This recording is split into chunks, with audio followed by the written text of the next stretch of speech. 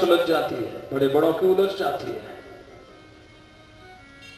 तो बुद्धि पर विश्वास नहीं करे, सावधान नहीं। चाहे कितना ही विद्वान हो, अगर बुद्धि पर और इंद्रियों पर भरोसा किया तो फिर वो भ्रष्ट ही हो जाता है। तो इंद्र गुरु का अपमान नहीं कर सके, सम्मान नहीं कर सके। बृहस्पति जी आए, वो आसन से खड़े नहीं हुए। कहा कि अब तो हम बड़े हो गए हैं, अब तो हम इंद्रासन पर बैठे हैं, तो गुरु जी को हमारा सम्मान करना चाहिए, गुरु जी को हमारी जय जयकार बोलनी चाहिए।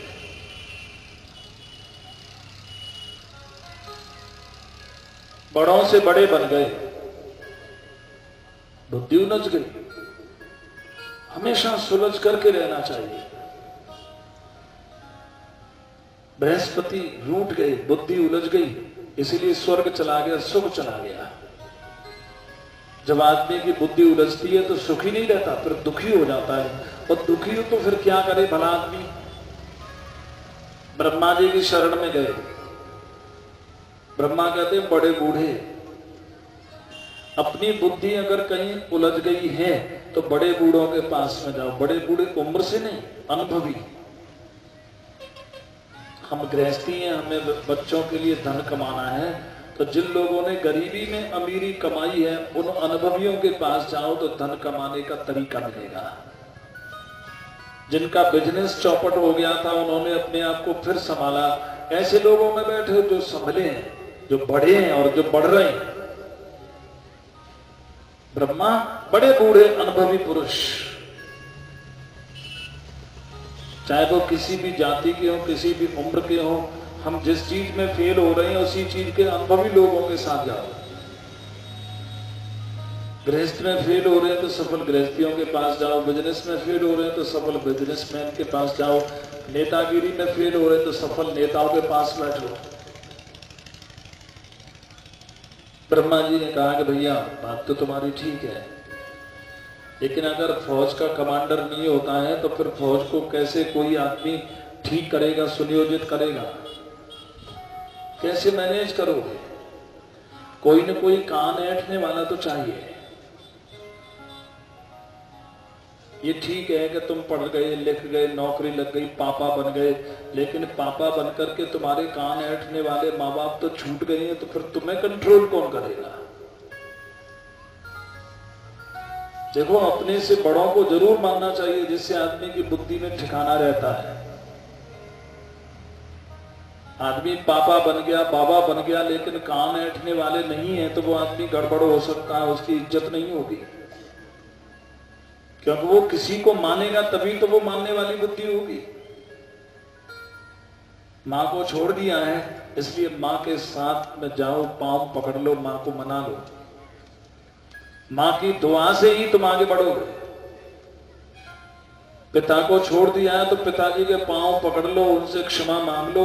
अगर वो कान ऐंठते हैं तो पांव पकड़ लेना, उनकी दुआ से आगे बढ़ोगे। तुम्हारी क्षमता थी स्वर्ग तक पहुंच गए, तुम्हारी क्षमता थी वहां तक बड़े हो गए। अब तुम बड़े बूढ़ों की दुआ से आगे बढ़ोगे, अपनी तरक्की से आगे अपने आप नहीं बढ़ोगे। ये सब साधन ते नहीं हो,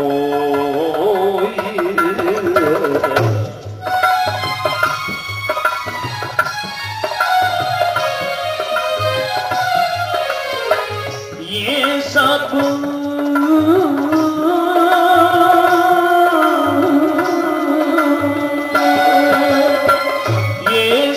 साधन ते नहीं होई।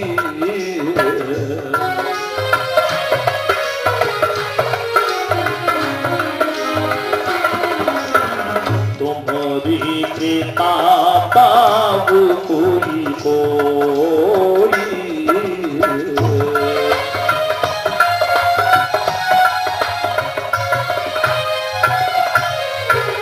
तुम्हारी कृपा पाऊ कोई कोई।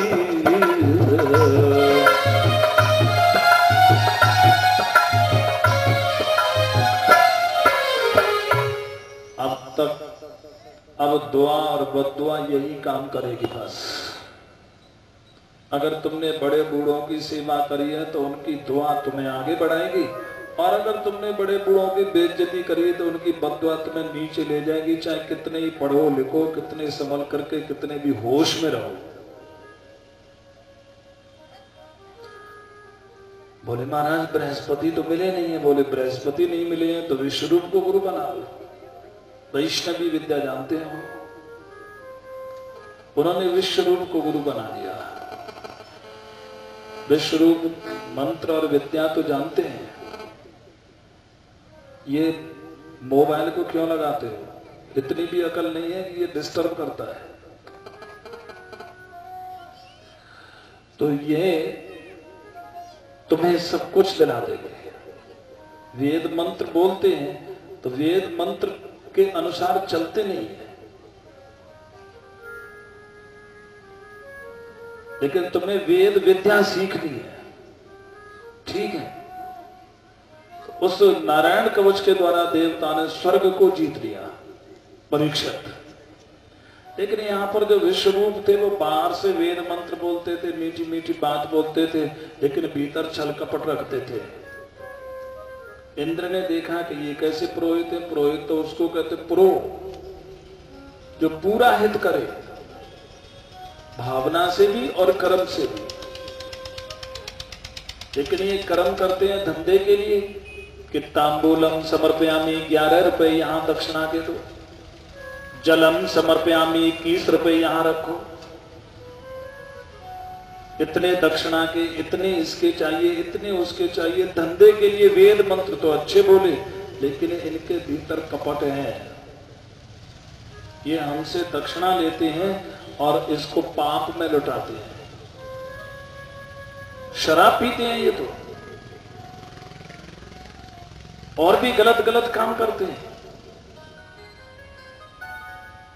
तो जो गुरु चरित्र का खराब होता है, आचरण का खराब होता है, वो नरक जाता है, और उसको पूजने वाला चेला भी नरक जाता है।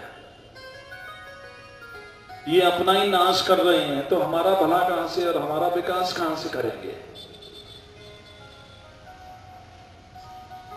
गुरु शिष्य अंध बधिर कर लेखा,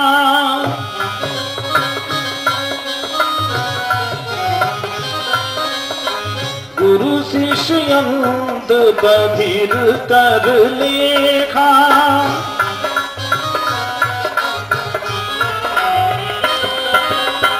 एकन सुनिया एक नहीं देखा,